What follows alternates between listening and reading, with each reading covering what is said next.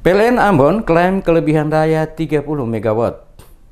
PT PLN Area Maluku mengklaim kelebihan daya sebesar 30 MW karena ada penambahan mesin pembangkit sehingga menekan tingginya pemadaman listrik. Manajer PT PLN Area Ambon Wahidin yang dikonfirmasi di Mass Media Group mengatakan, saat ini PLN mengalami surplus daya 30 MW dari daya pasokan 74 MW, sementara yang terserap maksimal 54 MW. Jika kondisi hujan seperti ini, justru daya serap turun hingga 47 MW karena kebutuhan listrik daerah ini sudah melebihi. Dia menjelaskan, terjadinya gangguan listrik beberapa waktu terakhir bukan akibat kekurangan daya, tetapi karena ada perbaikan jaringan listrik pada area yang mengalami gangguan jaringan. Menurutnya, 80% gangguan disebabkan tumbangnya pohon maupun gangguan kecil lainnya, seperti adanya ular dan katak yang menempel pada kabel jaringan sehingga terjadi pemadaman sesaat. Kendati demikian, kata Wahidin, pihaknya membentuk tim yang secara tanggap melakukan perbaikan pada titik gangguan. Dalam upaya meminimalisir terjadinya pemadaman listrik dalam waktu yang lama, PLN jauh-jauh hari melakukan tindakan antisipasi sebelum Ramadan hingga Idul Fitri dan berlanjut sampai dengan pilkada maupun pertandingan Piala Dunia yang saat ini sementara berlangsung.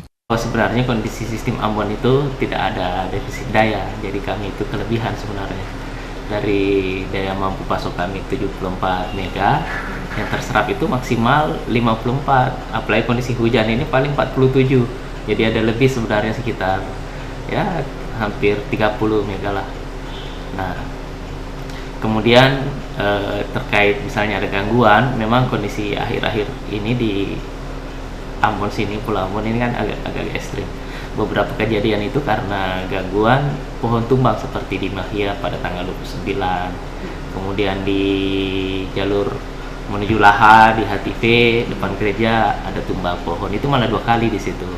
Nah, itulah hal-hal yang menyebabkan kenapa ada gangguan-gangguan yang dirasakan oleh pelanggan kami, merasakan adanya pemadaman, padahal itu adalah karena kondisi-kondisi yang di luar kendali kami. Karena kalau kita lihat jaringannya di seberang jalan, pohonnya di sebelah, begitu tumbang dia kena. Wahidin menambahkan, beberapa kawasan yang rawan pemadaman diakibatkan pohon tumbang, yakni pada area Kecamatan Nusaniwe dan Kecamatan Teluk Ambon, terutama kawasan menuju Desa Laha, karena banyak tanaman pohon produktif milik warga. Oleh karena itu, untuk kepentingan bersama, Wahidin berharap agar ada kerjasama dari warga untuk memangkas tanaman produktif yang dianggap berpotensi mengganggu jaringan PLN yang sudah ada di kawasan tempat tinggal.